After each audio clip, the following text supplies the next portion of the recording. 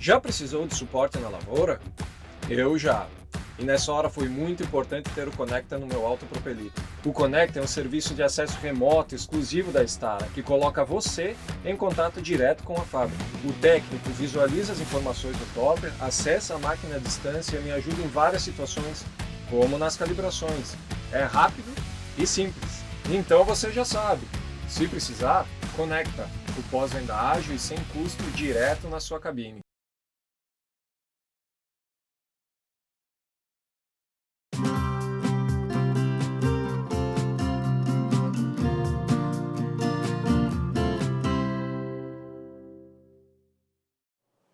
A irregularidade das chuvas tem marcado a safra 2020-21 de soja aqui do Brasil e de outros países também da América Latina. Principalmente a região sul do país tem sofrido com a falta de chuvas, chuvas essas que começaram a chegar nos últimos dias, ainda precisando ser melhor distribuídas e com volumes talvez um pouco mais intensos, mas tudo isso já começa a ser refletido no campo, porque se as chuvas estão irregulares, as lavouras também estão, não só no sul do Brasil, mas em todo o país, que nesse momento está cultivando a sua safra nova de soja. Para a gente entender quais têm sido os impactos do clima nas plantas, nas lavouras efetivamente, a gente convidou para conversar conosco nesta manhã de hoje o professor Elmar Floss, que é fisiologista, entende tudo sobre saúde de plantas. Não é isso, professor? Bom dia, seja bem-vindo. Bom dia, Carla. É um prazer mais uma vez participar do teu programa e passando informações. E você está certíssima, né? Tivemos até na semana passada realmente um início de safra de soja muito ruim em todo o sul do Brasil. Aqui toda a região do Rio Grande do Sul, Santa Catarina, todo esse sudoeste do Paraná, em função do atraso das chuvas, do atraso na implantação da soja, a soja que foi implantada com um pouco de umidade, a emergência não foi boa, tem muita falha, população muito baixa, mas felizmente também, como você disse, a partir da semana passada, principalmente aqui no Rio Grande do Sul, tivemos chuvas boas, bem distribuídas, o que também não acontecia durante todo o ano. E estamos na esperança realmente de que esses prognósticos que aí estão agora, de que a chuva a partir agora do mês de dezembro, que hoje começa, realmente normaliza. Não será aquele ano excepcionalmente bom, mas pelo menos não mais aquele prognóstico terrível que nós tivemos aí no mês de setembro, outubro, sem chuvas. Professor, a gente pode falar então desses dois casos, né? Na sequência, essas lavouras que ainda vão ser plantadas ou replantadas em alguns casos em condições melhores de umidade, mas essas que tiveram a emergência não tão boa, onde a população de plantas já é menor em função dessas condições. Com a chegada dessas chuvas, elas têm potencial e têm tempo para se recuperar, professor? Porque a planta de soja é uma planta muito resiliente, né? É verdade. Olha, essa lavoura que não nasceu bem, que a população está pequena, e eu tive a oportunidade de, há 14 dias atrás, sair daqui, fui até Palotina, fazer um trabalho junto à Cevale. Realmente a gente vê do Rio Grande do Sul até lá problemas na lavoura. A pior lavoura de soja é aquela que o agricultor insistiu em plantar no pó. Quer dizer, não havia nenhuma previsão de chuva e ele, no desespero, porque a época estava passando e o agricultor acha que está perdendo tempo e, na verdade, naquela condição, não deveria ter feito a semeadura. Era melhor que a semente tivesse ficado dentro do armazém, bem guardada, para fazer a implantação, ainda que tarde, né? É preferível fazer uma semeadura bem feita fora de época do que fazer uma semeadura mal feita dentro da época. Então essas são as piores lavouras, realmente a população é muito pequena. Depois nós tivemos, aí veio uma chuva, aí o pessoal implantou, porque tinha uma boa umidade, mas infelizmente a chuva parou.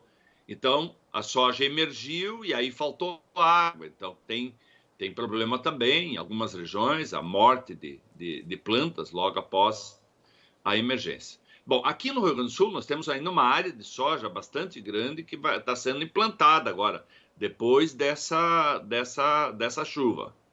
E, Carlos, uma das coisas que mais me pergunto é, poxa, e essa outra que não nasceu muito bem, replanto agora? A minha sugestão é, primeiro, termine de plantar a lavoura se você ainda tem. Aproveite agora essa umidade muito boa, porque tivemos aí chuvas aí de 60, 100, 110, 120 milímetros, dependendo da região. Então, nós temos uma umidade excelente para plantar. Faz a semeadura bem feita agora e termina.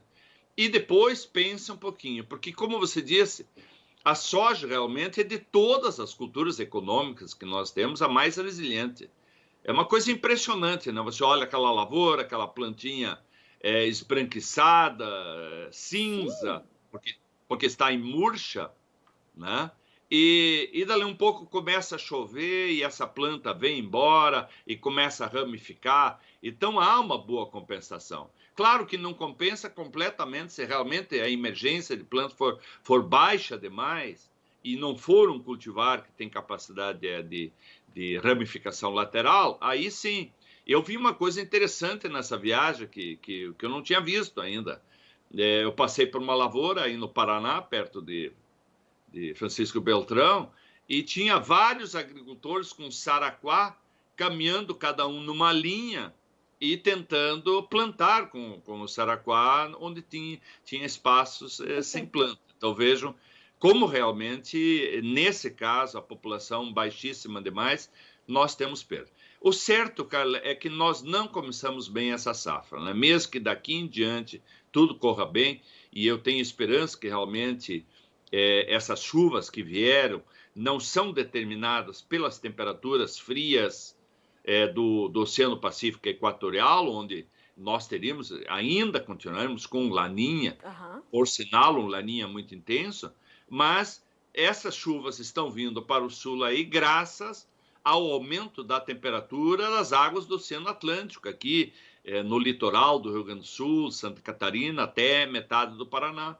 Certo. E cada vez mais os institutos meteorológicos têm prestado atenção para isso, que o nosso regime de chuva aqui no Brasil, que inclusive pega parte do Uruguai, parte da Argentina, do Uruguai, também depende muito dessas águas. E, felizmente, essas águas do Oceano Atlântico, se olharmos o mapa, continuamos com aquelas águas extremamente frias lá no Oceano Pacífico Equatorial, mas temos esse aquecimento das águas do Oceano Atlântico, gerando vapor de água, gerando massa gasosa, e tomara que isso continue e a gente possa realmente, a partir de dezembro, aqui, normalizar essas chuvas, pelo menos até meados de janeiro. Professor, então, a gente pode dizer que uma coisa é certa: o potencial total produtivo que era inicialmente esperado para essa safra 2020-21, ele não deverá ser alcançado, portanto, se a gente olhar para o Brasil. Com certeza, Carla. Tá. Com certeza. Aqui no sul, a lavoura está comprometida. Vejo que aí mesmo no sudoeste do Paraná, quando aqui estava chovendo bem, aqui na sexta-feira, eles ainda não tinham, a chuva não tinha chegado aí. E isso vai, inclusive, impactar sobre a lavoura de milho em sequência, a segunda safra de milho. Porque, como houve um atraso na implantação da soja, em muitas regiões não haverá tempo de implantação de milho em sequência. Então, não é apenas a cultura da soja, que tem seu potencial comprometido, mas em várias regiões aqui não haverá tempo de implantação do milho. Então, a lavoura de milho safrinha vai ser menor. Professor, quando a gente olha para todo o Brasil, assim, a gente vê que essa condição, embora ela seja mais drástica, mais agressiva no sul do Brasil, a gente vê uma irregularidade de chuvas que chega também ao Mato Grosso, a partes do Mato Grosso do Sul, né? Goiás sofreu com isso, mas me parece que agora a gente tem uma condição um pouco mais regular, um pouco mais estabilizada. Se a gente olha para esses outros estados, para essas outras regiões, a situação é semelhante e, portanto, o tempo de recuperação também existe? Ou por conta de um plantio mais avançado, de um estágio mais avançado das lavouras, o potencial de recuperação ele é diferente nesses casos? Como é que a gente avalia esses outros estágios de desenvolvimento das lavouras? No Brasil Central, o que houve foi um atraso da vinda da chuva também, né? Normalmente, a chuva vem um pouco mais cedo, e aí, em função dessa condição que nós vivemos, especialmente dessas temperaturas muito baixas das águas do Oceano Pacífico Equatorial, que lá Brasil Central, Nordeste, Norte, aí sim é decisivo a variação da temperatura das águas do Oceano Pacífico Equatorial, e a chuva atrasou. Então, também lá houve regiões onde deu um pouco de umidade, o agricultor arriscou a semeadura, aí parou de chover, então a emergência não foi boa, as plantas não estão boas. Mas as informações que eu tenho é que, apesar desses percalços, as lavouras a situação está melhor do que aqui. E a região de Bahia, Maranhão, Piauí, aí, quando nós temos uma condição de laninha, normalmente lá tem uma condição de chuva melhor. Professor?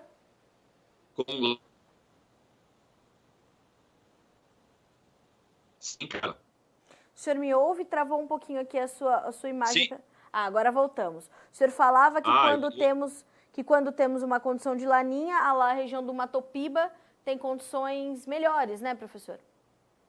Normalmente, se a gente for olhar assim ao longo dos últimos anos, quando nós temos um laninha mais intenso, aí baseado então nessa temperatura das águas do Oceano Pacífico Equatorial, que nós temos precipitações abaixo da média em todo o sul do Brasil, normalmente na região do Matopiba nós temos chuvas acima da média.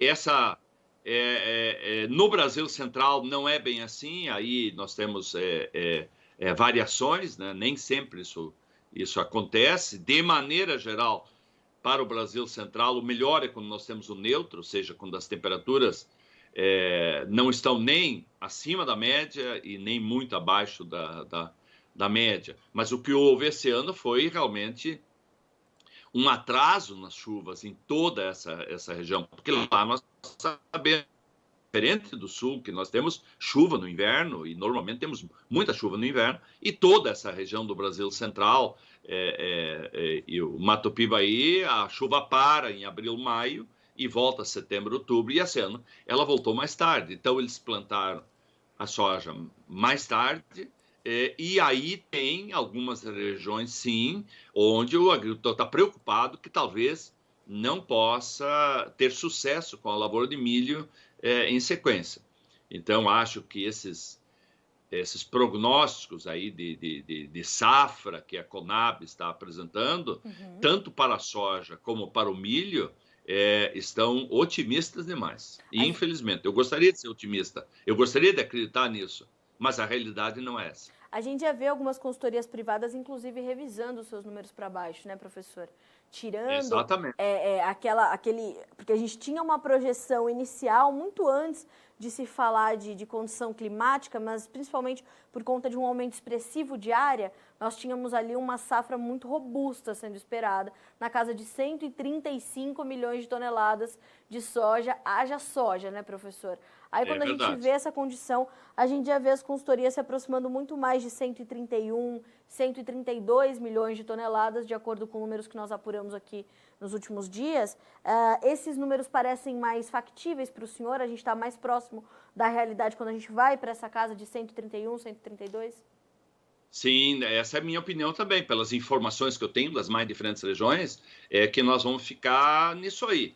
Agora, há algumas pessoas que dizem, inclusive, olha, diante do início tão complicado, se nós atingir aí os 125, 127, né, tivemos 124 na última safra, já seria um bom ano. E especialmente o milho, quer dizer, com essa com esse problema de implantação do milho de segunda safra, que aí está se imaginando aí 110, 112 milhões, eu também não acredito mais nisso, porque, infelizmente, o período de crescimento desse milho vai ser muito curto e isso pode afetar. Mas vamos ver. Os próximos 15 dias, Carla, eles serão decisivos. Certo. Os próximos 15 dias que acontecer. Eu torço demais e acredito que aprendi desde 2004, 2005, que foi a nossa grande estiagem, e agora estamos praticamente repetindo aqui no Sul, infelizmente, 2 safras seguidas com deficiência hídrica, de que, de fato, a variação da temperatura das águas do Oceano Atlântico aqui no Sul tem muito a ver com o regime. E essa condição ali é favorável, ou seja, nós tínhamos até 60 dias atrás também essas águas frias, e aí sim, água fria no Pacífico, água fria aqui no litoral do Oceano Atlântico, e aí nós tivemos esse período realmente longo, né, com estiagem. Olha, pela primeira vez na minha vida, eu vi aqui na região norte do Rio Grande do Sul agricultores terem prejuízo com estiagem no trigo. Trigo, aveia branca, cevada, afinal, os cereais de inverno, eles não gostam de muita água. De maneira geral, os cereais de inverno, eles produzem muito bem em anos mais secos, né? E esse ano nós tivemos em algumas regiões, aí, infelizmente, naquela fase mais crítica do trigo ali, quando chegou na floração, na antese, na formação de grão, realmente trigo em murcha e tal. E então realmente foi um ano realmente que começou muito mal. Então, esse aquecimento que está se observando, que é aqui do lado do Oceano Atlântico, e a gente entendendo que realmente ele afeta muito mais o nosso regime pluviométrico no Sul do que se imaginava até um tempo atrás, essa é a boa notícia. Ou seja, essa condição é que deverá, portanto, normalizar as chuvas para a região sul, principalmente para o Rio Grande do Sul, portanto, para esses próximos meses, onde, como o senhor falou, vai ser determinante para o desenvolvimento das plantas.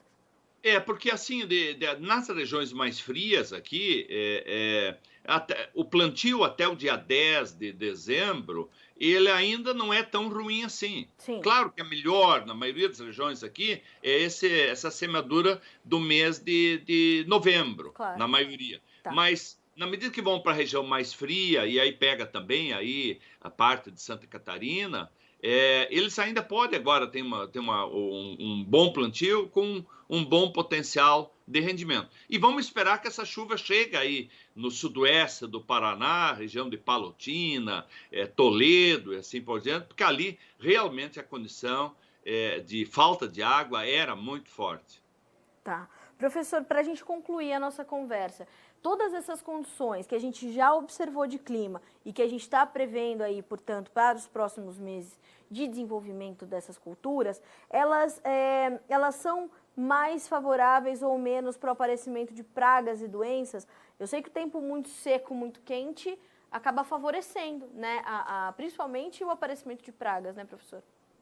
São condições diferentes. Quer dizer, o que se observou muito já esse ano, logo após a emergência aqui, é trips. Trips. E o trips, como o ácaro também, normalmente eles ocorrem com mais frequência quando tem um clima mais seco.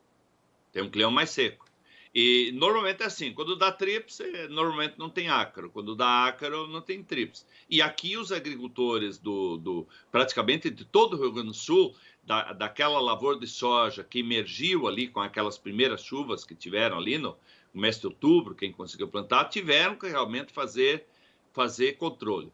Em relação às doenças, sempre um clima mais seco é melhor. Nós temos menos incidência e menor severidade, como na safra passada, né? Nós fizemos realmente uma safra de soja com um problema muito sério de falta de água, mas foi muito fácil controlar, principalmente a ferrugem. Claro. A ferrugem, que é a principal doença de soja que nós temos, ela aumenta a incidência, aumenta a severidade, quando nós temos associada alta umidade e alta temperatura. Ela gosta, né, desse ambiente confortável, né, professor? Exatamente. E já o ídio, É uma doença que normalmente dá quando nós temos um clima mais seco e principalmente temperaturas noturnas mais amenas. Aí nós temos a incidência do ITIO. Tá certo, a gente vai monitorar.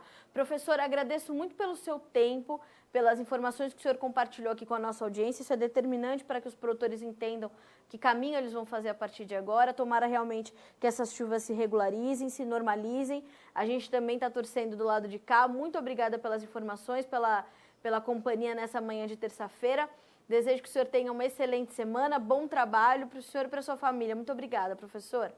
Eu que agradeço, Carla, fico sempre à disposição e pedir para o agricultor muita calma nessa hora, muita calma, né? Porque realmente os nervos estavam à flor da pele, né? Quer dizer, vendo aí, muitos fizeram comercialização de soja adiantada, aproveitando esses preços. Comercialização recorde, né, professor? Oi? Comercialização recorde, né, para essa safra. Recorde. E agora ele realmente ficou desesperado, né? Poxa, não estou conseguindo plantar, como é que eu vou entregar essa soja, né? Então, vamos com calma, vamos fazer bem feito, né? Vamos monitorar bem a questão da sanidade.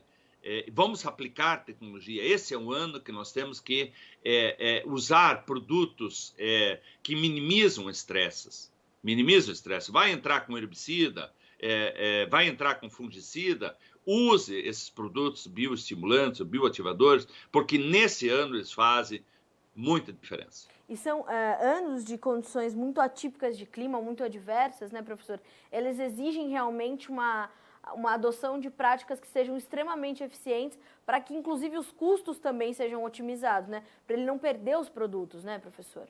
É verdade, é verdade. E esses produtos aí, eles fazem uma mitigação também dos efeitos, porque uma planta, quando está com estresse, é muito mais provável que aconteça a fitotoxidez da aplicação de produtos, seja de herbicida, seja de fungicida. Então, é importante associar, e já que tem pouca umidade no solo, que a planta tem problemas de absorção, a aplicação, principalmente de micronutrientes via foliar, ela, nesse caso, ela é uma indicação muito boa. Sem dúvida. Professor, muito obrigada, principalmente pelas orientações agora no final. Mais uma vez, agradeço pelo seu tempo. Cuide-se e a gente vai continuar conversando muito ao longo dessa próxima safra. Obrigada, professor. Tá bom. Muito obrigado, Carla. Um grande abraço a todos. Um abraço para o senhor também. Até a próxima. Conosco o professor Elmar Floss, fisiologista, um dos melhores desse país. O professor, ele entende tudo, como eu falei no começo da nossa entrevista, né, sobre a saúde das plantas e principalmente como elas estão reagindo a essas condições adversas de clima. Segundo o professor Elmar Floss, a gente tem realmente essa previsão de uma normalização das chuvas para a região sul, o que deve, portanto, trazer um espaço para que as plantas também se recuperem. E que o plantio das lavouras que ainda precisa ser feito, né, há uma grande área no Rio Grande do Sul ainda a ser plantada, tem uma janela interessante, pelo menos até o dia 10 de dezembro, para que esse plantio ocorra adequadamente, essas lavouras também terão condições melhores. Então, a gente está monitorando tudo isso, mas o professor Elmar Floss já adianta que nós não teremos, claro, uma safra cheia. Começamos muito mal essa safra, mas estamos aos poucos recuperando o que já perdemos. E temos agora que monitorar para que o que vem para frente seja otimizado e os riscos sejam mitigados, como orientou o professor Elmar Floss. Mais do que isso, o professor termina muito bem a sua entrevista, né? Com a experiência que tem, pedindo calma aos produtores rurais, pedindo paciência e, como ele mesmo falou, né? Um bom manejo, um bom trato cultural para que os riscos sejam mitigados nesse momento onde a gente tem, ou nesse ano onde a gente tem condições adversas, portanto, para começar a safra 2020-21 de soja. Os 135 milhões estimados inicialmente por algumas consultorias, pela Conab, ficam distantes, segundo o professor Elmar, e ele está muito mais próximo de previsões, de projeções de 131 a 132 milhões, como algumas consultorias privadas já vêm trazendo nos últimos dias nas suas revisões para as estimativas de safra. A gente fica por aqui com esse boletim, mas na sequência tem Guilherme Dorigatti e o acompanhamento de safras no Brasil todo para que você seja sempre o produtor rural mais bem informado desse país. Continue conosco.